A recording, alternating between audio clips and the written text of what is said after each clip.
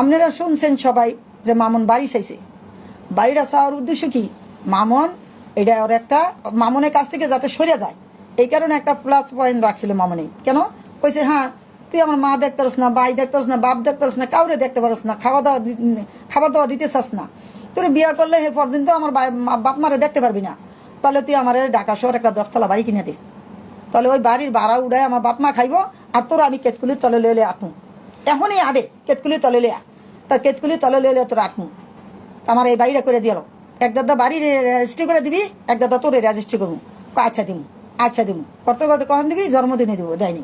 পরে দিব, দেয়নি, এর পরে দিব, দেয়নি, তোর মামুন কি করছে, রাগ হয়ে যাইব গা, ওর বন্ধুরা দুইটা আইসে, খবর দিছে আমার কাপড় ছুটি নিয়ে যা, আমরা চলে যাবো।